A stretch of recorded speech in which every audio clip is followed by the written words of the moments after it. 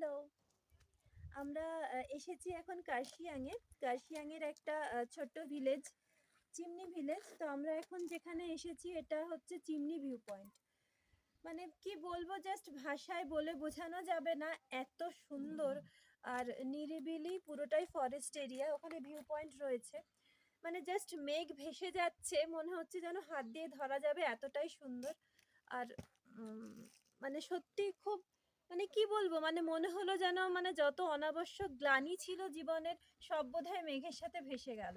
মানে just fabulous, ভীষণ সুন্দর।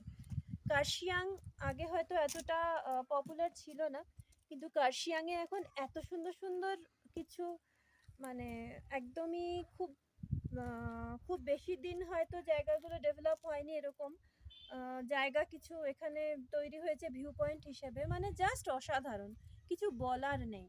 মানে যারা নীরবতা ভালোবাসেন, নিস্তব্ধতা ভালোবাসেন, মনে করেন যে কিছুটা সময় নিজের সঙ্গে একটু কাটানো দরকার, তাহলে অবশ্যই আমার মনে হয় এর চেয়ে ভালো জায়গা বোধহয় আর কিছু হতেই পারে না।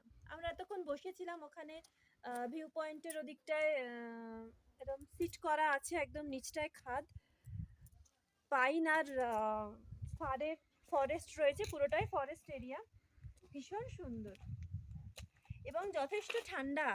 আমার খুব ঠান্ডা লাগছে। আচ্ছা, ভিউ পয়েন্টটা একটু দেখা যাক। ভিউ পয়েন্টটাও ভারী সুন্দর। এতক্ষণ একদম ফাঁকা ছিল, আমরা বসেছিলাম, এখন কিছু মানুষ এসেছেন আবার। এই ক্লাউডি হচ্ছে, এই আবার মানে সূর্যের আলো আসছে, মানে জাস্ট ফ্যাবুলাস। এটাই হচ্ছে ভিউ পয়েন্টটা।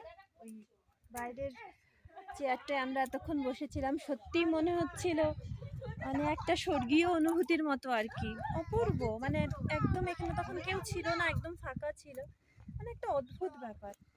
মানে কিছুটা সময় এরকম অবশ্যই প্রত্যেকের কাটানো দরকার নিজের মতো করে, একদমই নিরিবিলিতে।